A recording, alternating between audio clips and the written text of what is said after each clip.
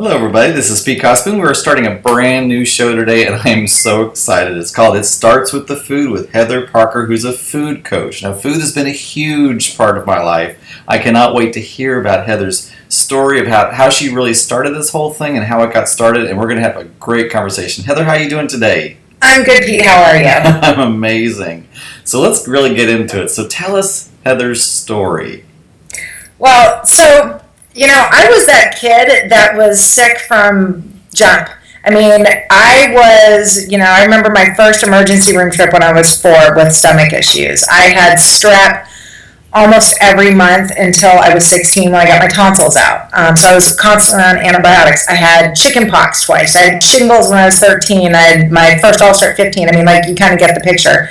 I was always sick. And so my whole life has been spent like that. I've had 14 surgeries in 25 years. And every time I go in for a procedure, my husband would tell the doctor, look, she's that one in a million patient that you're going to get that's going to have complications. She's going to be that patient. And the doctors would just laugh and they think, he was crazy or that I was a hypochondriac or whatever. And lo and behold, at multiple surgeries after surgeries and procedures and rounds of antibiotics and you name it. So it was really, that's kind of been the story of my life. And then 7 years ago, things went from, normal, unhealthy to crazy.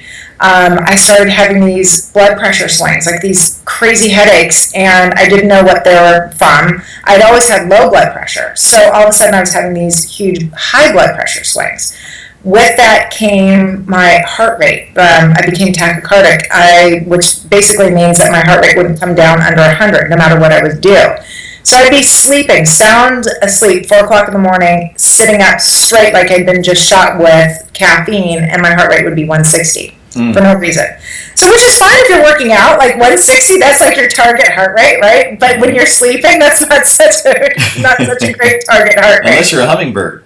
Yeah, or a hummingbird, which, that hummingbird and working out, those are the two things that you kind of aim for. So I had the blood pressure swings. I had the tachycardia. I had temperature regulation issues. I would just start, sweating, not just normal hot flashes. It was too soon for hot flashes. But just there was a whole slew of things that were happening. So I went to multiple specialists. I went to cardiologists, endocrinologist, nephrologist. Oh, that's the other thing. I started retaining huge amounts of water. And I'm talking like 15, 20 pounds in a 24-hour period. For no reason, I just swell up. And so everybody was looking to make sure it wasn't congestive heart failure or it wasn't my kidneys. I went into a cath lab with the cardiologist, and they went ahead and they tried to reproduce what my heart was doing in the cath lab, and they couldn't do that. And so the doctor told me, well, we could go ahead and ablate your sinus node, which would leave you with a pacemaker. This is not ideal for somebody that's 39 looking at hopefully a long life. So I just said, I don't think I want to do that. I don't think that's the answer, especially because they couldn't assure me that that would fix the problem. So that's not something I was open to do. So I just kind of went from specialist to specialist, and then I would leave their office just in tears. I remember my husband driving me home and just crying, feeling so helpless, and just like, nobody's got the answers. Nobody can fix me. I don't know what to do. They medicated me. They sent me home with blood pressure medication. They sent me home with anxiety medication. They sent me home with diuretics and then potassium to level out my potassium levels because those would fluctuate. And I just kind of said, okay, that was going to be it. Well, 2 years after that, my 11-year-old son started having the exact same symptoms.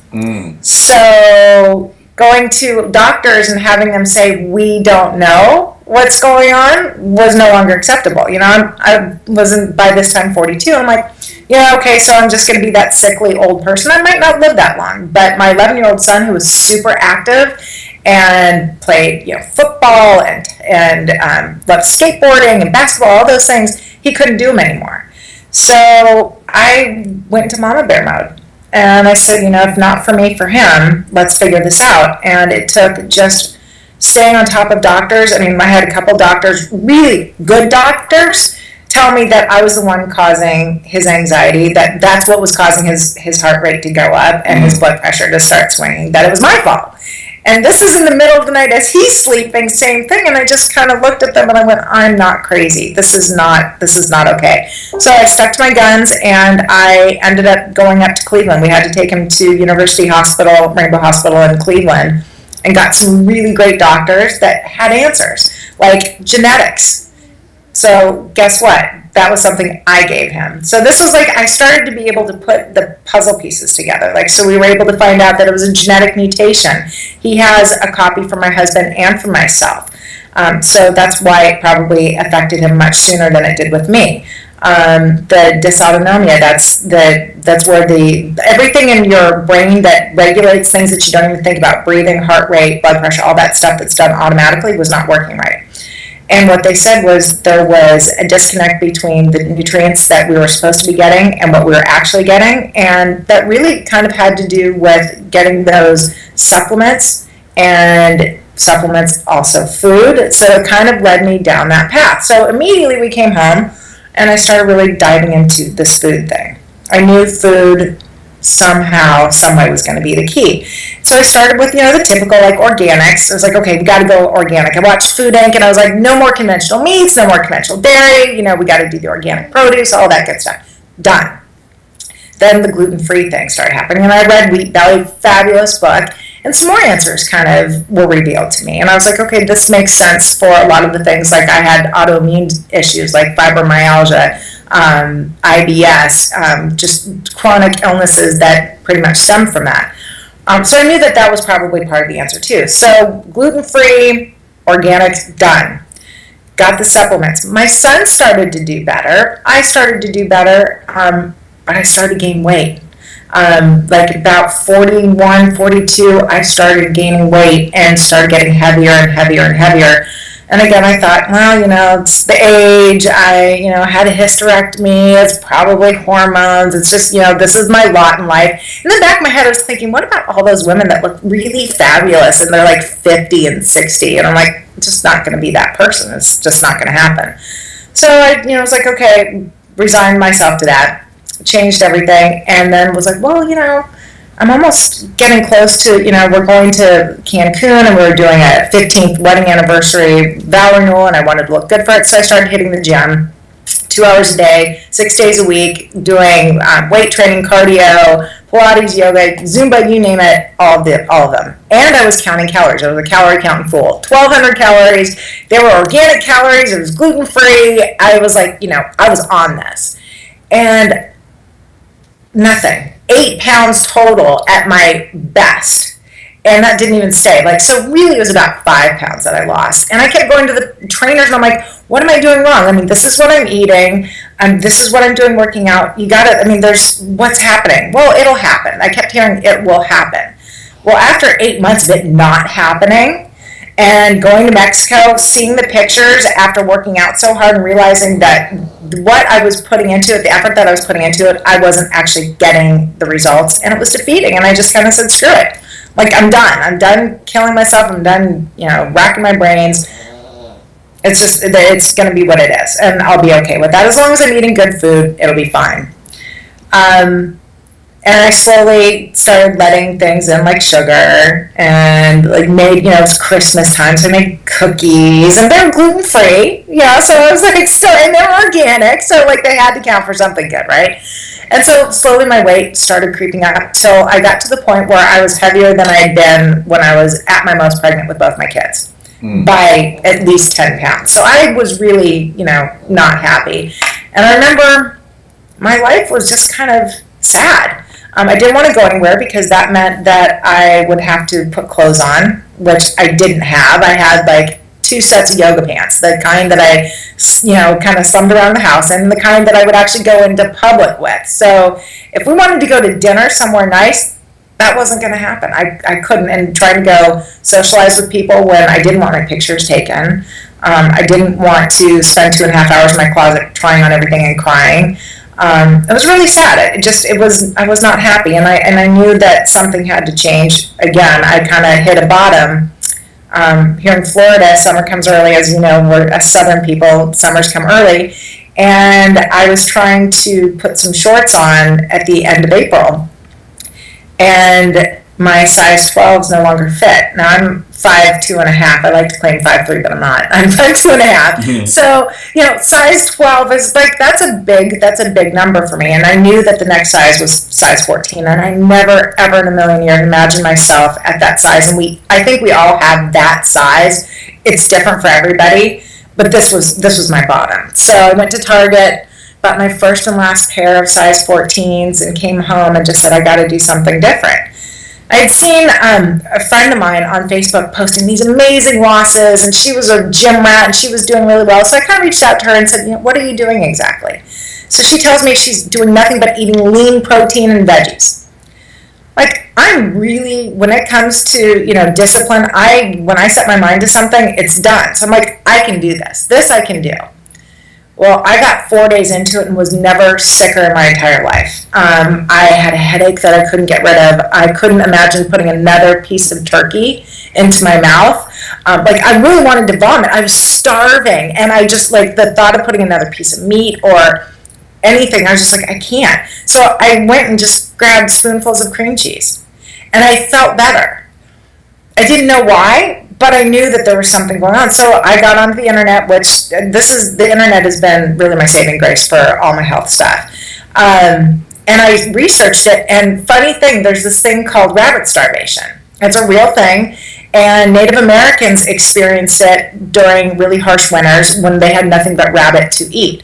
Body needs fat, and rabbits are really lean meat, and so they would get very, very sick. So the cure is eating fat. So me going for the cream cheese instinctually was my survival of, this is what I need to do.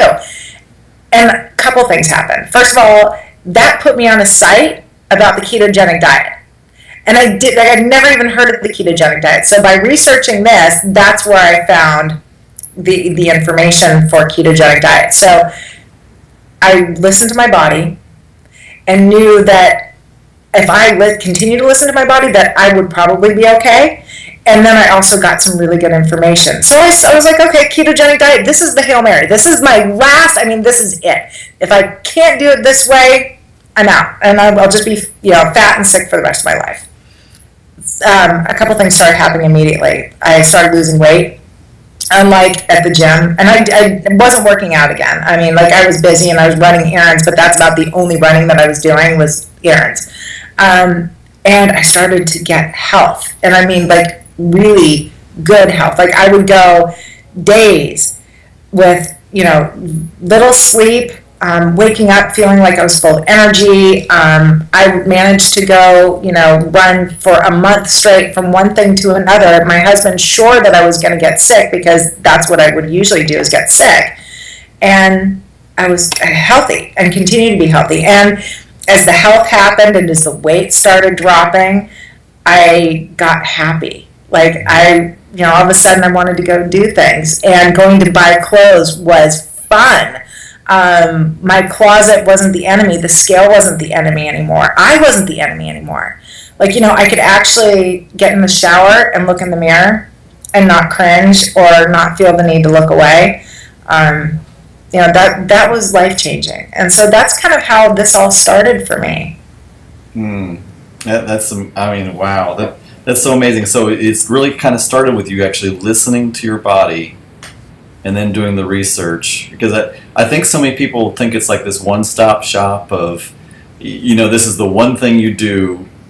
Almost like our bodies are all just these cogs in this wheel, and you do this one thing and that's what you do. Right. Well, and I think that's true. And one of the things that I tell my group is listen to your body, because we're all really different, right? Our bodies need different things. Everybody, we've heard of the blood type diets and things like that. Everybody needs different things. We need different amount of carbs to feel good. We need different amounts of sleep. Food is no different. And I think diet in general is no different. What works for me doesn't necessarily work for everybody the way I do things exactly. And I tell people, if you really listen to your body, our bodies are really good at craving things we need. So, if you're craving certain things, my daughter was craving onions and garlic. And I happen to know that those are really good detoxifiers, and that because of our gene mutation, that's something that we struggle with. So, that's when I can say, hey, lemon water, that would be really good for you to add in. But, I think if you start looking at the things that you're doing in your life and start to kind of put those pieces together, it makes for a really good, well-rounded attack on health and weight and life in general. Right. That's amazing to me, because for me, I guess I've been very lucky. Everything I ever did, every diet I ever did, I would lose weight, but I would always pack on more. So it was really more of a sort of a mindset thing to me of what am I feeding? More so than really the food so much. Well, yeah, and I think just in a lot of the research and the stuff that I've dealt with, and I know that there's people in my group, and I was one of those people that I wouldn't eat when I was upset. So I was the stress non-eater. But that's still, it's still the same thing. It's just, we just react differently. But I know a lot of people in my group came to me out of, a lot of their eating as stress eating, or was. And in my research and just in my journey of finding out how important the gut is, and all the bacteria and all the stuff that we actually need in the gut, I was able to uncover that serotonin, which is the feel-good stuff that everybody says is produced in the brain. 90% of it is produced in the gut. So if your gut is off, if your gut bacteria is off, the serotonin levels are going to be off. That can cause depression, and then you're in that cycle of stress eating and eating out of depression. So a lot of times, being able to address at least that, you go, okay, so that's not an issue anymore. If you can get that gut bacteria right and that gut microbiome right, then you're not necessarily eating out of stress because your serotonin levels are good. So that's one thing. But there's so much to it. Just as you know, eating out of necessity and eating out of stress and other things that it all goes into it. But I think it's kind of that mind, body, spirit attack on your health and your weight. You got to have them all. Right. Yeah, it is, because we're we don't really like to, or we're not really taught that the mind, body, spirit is just really this one full system. And if you're not going to listen to one part, it's like, okay, we'll tell you from this other part. It's so true. It's so true. I just when I started changing everything the way I ate, I also started doing things like meditating. So once I addressed the diet part, that was the most important thing, is because I came out of vanity, not wanting health, because I really didn't think that health was even an option. I didn't know that was an option. Didn't know that happiness necessarily was an option, because I was younger and thin. Happiness wasn't necessarily something I'd have. So when I addressed the food issue, then I was like, okay, so that's no longer a problem. Let's let's start changing the mindset. And it really does go hand in hand. They're all one, and it really is key to having all of those in line, and having the vision of who you are and being okay with who you are, and then letting that true self be seen by others and not hiding from it anymore, and letting that joy just kind of spill out everywhere. It is a threefold one thing. So you're saying it's more like sort of an extreme case. Where do you find people normally are at? Are they at a space where it's more a mindset thing, or is it more of a space of where they're having to find out what it is their body critically is craving or needing? Do you know what I mean? That's a really good question. It depends. I'm getting people for all end of the spectrum. So I've got people that came to me because they had been pre-diabetic for 8 months, and the doctor had tried to get them with a typical nutritionist, and they said, that doesn't sound right. Let me see about some alternatives. And as soon as they came to me, their blood sugar is normal for first time in 8 months. I've also got people that are stress eaters that are dealing with emotional stuff. So when I talk about things like meditation and incorporating that into the routine, and maybe some yoga, exercise. There's a lot of people that are exercising, doing these extreme exercises. Those can actually cause your body to produce cortisol and puts it under stress. So there's a whole. You really have to. It's a whole picture, and it really depends. A lot of people have issues on everything. I don't know that many people that are just that one hole they fit in. It's really kind of a spectrum of it all.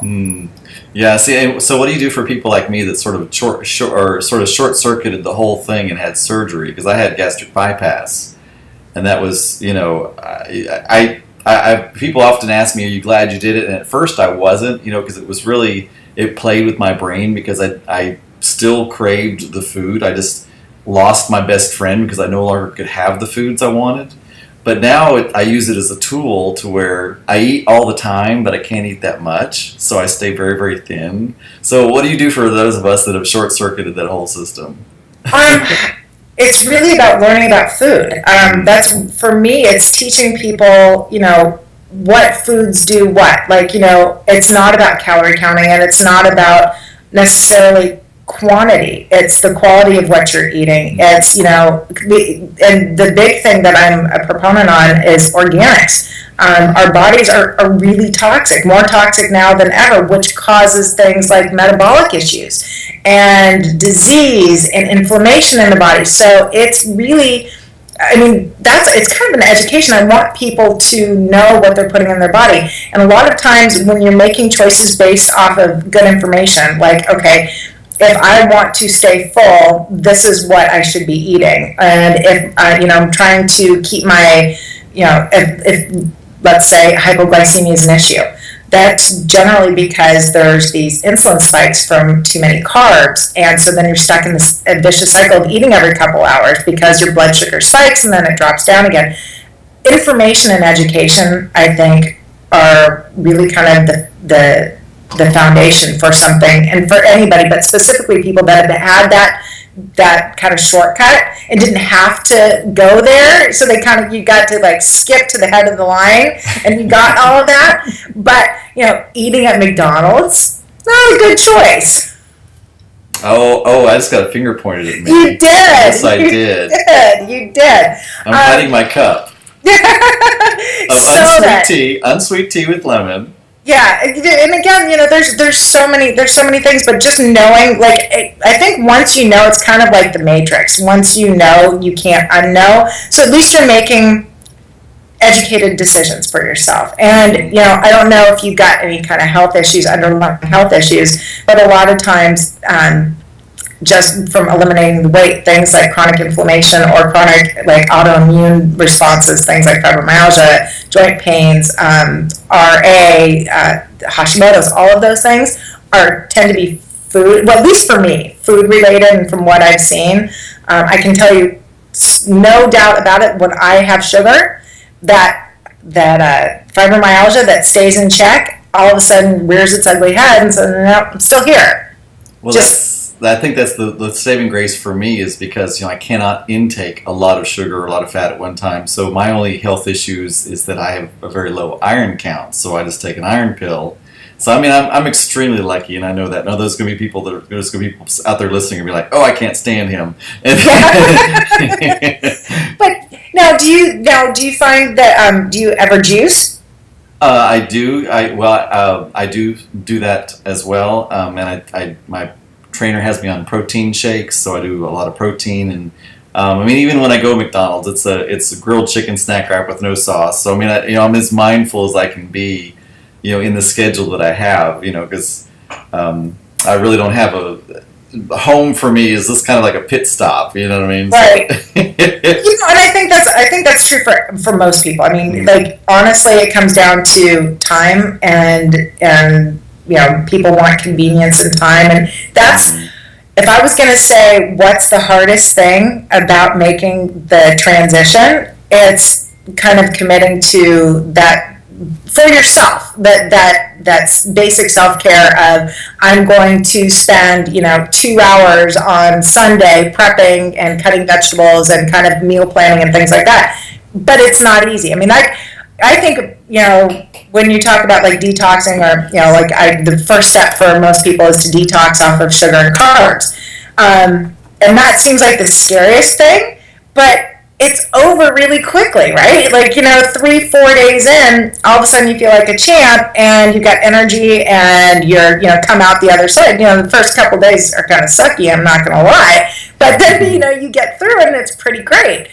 but it's the long haul. It's like, okay, so I can't go through McDonald's, or I can't, order what I would normally order. Everybody eats pizza, at work on Fridays. So what am I going to do instead?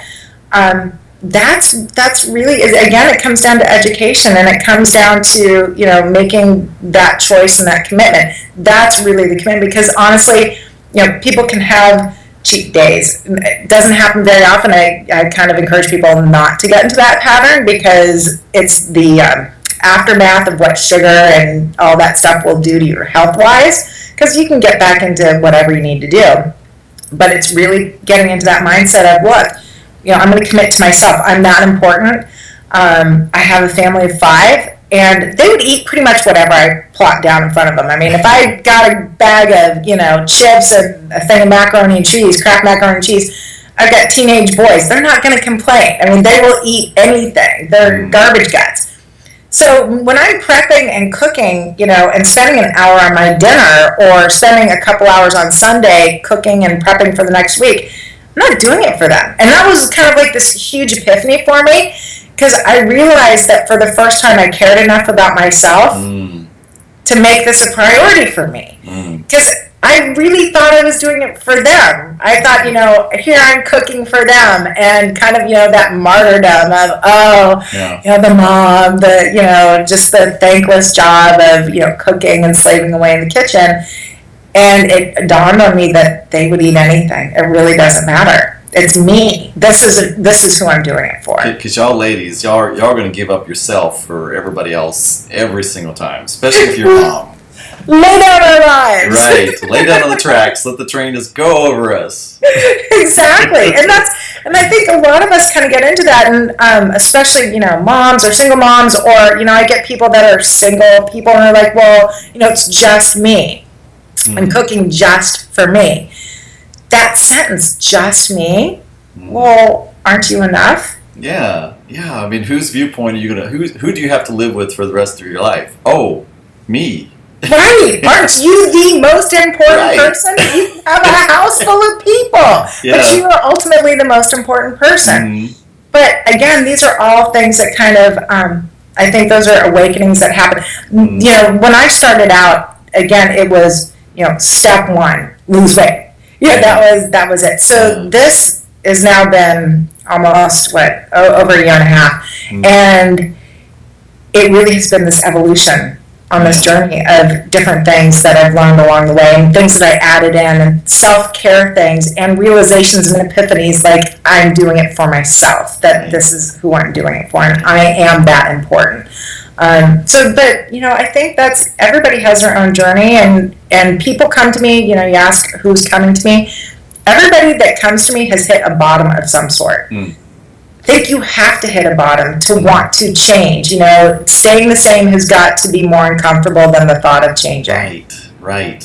Yeah, the pain, and that's what the pain level is about. It's just a motivator. So a lot of people think it's a judgment, or it's something, and no, it's just a point of like, no, you need to turn around. And I guess for me, I've been kind of intuitively doing sort of what you're talking about, because I very much listen to my body. My body will very quickly tell me yes or no. Yes, it does, if you listen. But and a lot of times, for a lot of my group members, we got to get through the sugar and the carbs and the processed foods first, because when you're having all those things, our bodies aren't signaling right, and you're not, and it's hard to tell. You just might feel crappy, but you don't know what you're feeling crappy from. And you're usually still hungry because your body's still craving those nutrients it's not getting, so you're still eating the chips, you're just eating more of them, and blah blah blah. Exactly. So what's great is that, like, when I've got, somebody will text me or call me and say, hey, look, I don't know what's going on, this is where I'm at, and I'll, my first question is, are you eating out? What was very interesting for me personally, when I started this diet, even with, I say diet is a lifestyle, when I made the change, I said that I was, retaining 15 to 20 pounds of water in 24 hours. And so they had me on diuretics for that. What I noticed, even with the diuretics, I would still swell up. I just wouldn't swell as much. When I stopped eating processed foods and stopped eating out, because going out was no longer all that fun, because I was like really having to look for things that would work for me. Right. When I stopped doing that, I stopped retaining water. And now if I go out, it shows every day. Every time it happens, the next day I'm up 2 pounds on the scale. I know that it'll last for 1 to 2 days. And I know it's all water. Yeah. And I know it's my body's reaction to the salt or the MSG hidden as something else in the food. Right. That my body's reacting to. I'm the most boring person when I go out because it's like I have to hunt that one thing on the menu. Yeah, it's like a lot of people like really enjoy going out to these, dinners. Not that I don't enjoy socializing and dinner, and that's fun. I mean, it is fun, but I have to work. We have to work a little bit harder at going out, and it's not nearly as fun as I've got 1,000 recipes that I can. Well, not 1,000, but I've got probably 100 recipes that I could cook at home. Yeah. And yes, it's a little bit more work, but I know that I'm going to feel good afterwards. Mm-hmm. Yeah, and especially living in the South, if it's not fried, they don't know how to put it out there. And oh my gosh, it's so hard to get an unsweet tea. It's fried and gravied and and all the nutrients cooked out of it. Right. Yeah, it's really not great, great. Every now and then I'll go to a big city and I'll just be like, oh my gosh, there's all these choices that that you don't have really where I'm from, and it's just like, wow, you go to these places where they have juice bars and things like that, or they'll have like vegetarian hamburgers, and they're like, what is this strange animal thing here? What's going on? Where do these things graze from? And I'll have them like, these are wonderful. Why aren't these at home? So. Yeah, it can be a real point because I love to go out, but like I say, it's very much this point of having to find that 1 or 2 things on the item on the list, and usually you even have to modify from that point. Yes. Yeah, no, for sure. And you're that one person that the waiter's rolling their eyes at, right. And goes back and complains, and everybody at the table groans and like, oh, she's ordering again, right? It's me. That's me. Yeah, that's me too, and that's pretty much everybody in my group.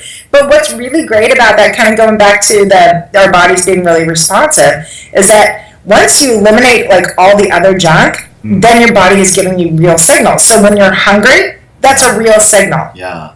And I must be I feel like a caterpillar here lately because I haven't been losing weight, but I've been losing body fat, but I eat all the time.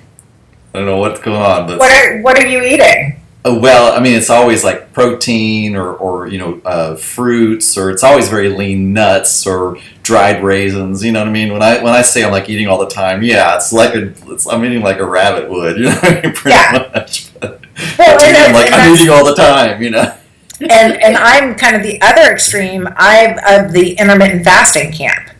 So, and that's something that I added in probably like month 2 or 3, started really reading on it. Intermittent fasting is like the next level, and that's one of those things that our bodies kind of were meant to do. Like back in caveman days, they didn't have 24-hour convenience stores, right? They didn't have a refrigerator. They didn't have access to food 24 hours a day. So they would go longer periods of time without eating. And when you do that, it allows your body to actually start burning the fat. You go into fat burning mode. And so that's why when my before and after, my profile picture, and it starts with the food on Facebook, that after picture was at month 8, 50 pounds down, not one time in the gym. And I got abs. And I couldn't get abs after 8 months in the gym, 2 hours a day. And it didn't, so intermittent fasting is also one of those things for regenerating cells. It's great. The FDA is talking about making it part of a cancer therapy, doing intermittent fasting by starving off the cancer cells. So that's a whole nother level, but that's what, and my body really thrives that way. So everybody's very different. I don't starve myself. I eat when I'm hungry. I just find that I'm able to go from 7 o'clock at night until 1 o'clock in the afternoon. I drink a lot of lemon water. I have my green tea, but I don't actually eat, and I'm not hungry. Now, when I'm hungry, I eat, but I eat, when I'm eating, it's all good quality food. So I'm not having these blood sugar crashes. My blood sugar stays very, normal, not having these huge highs and lows.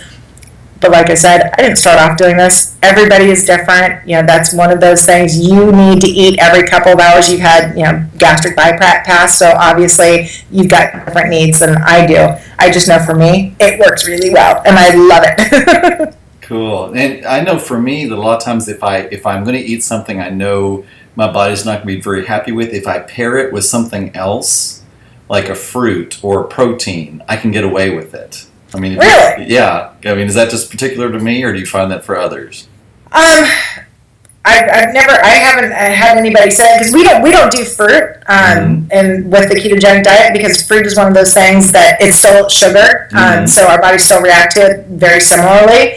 But what I do say is, if you are going to cheat, first of all, make sure it counts. Love it, don't hate yourself for it, enjoy the moment, and then drink lots of lemon water, filtered lemon water for days afterwards. And what for me also, I'll fast. I'll go a little bit longer. Maybe I'll do a 24-hour fast. Birthday weekend, perfect example. From Friday to Sunday, I went a little bit crazy. And Monday I felt like hell. I had a food hangover. My stomach was a wreck. My body was a wreck. And I did what I know how to do. And I fasted for 36 hours and stayed really hydrated, drank lots of herbal tea, and kicked it like it never happened. So it was able to stop any fibromyalgia attack that was coming. And the other thing too is I get sick. If I do that, my immune system starts to break down. I'm always just kind of behind the line. If I even step my foot a little bit over the line with sugar and go a little bit crazy, I get sick. And it's a really good reminder for me of where I came from, and to make sure that I stay diligent in what I'm doing.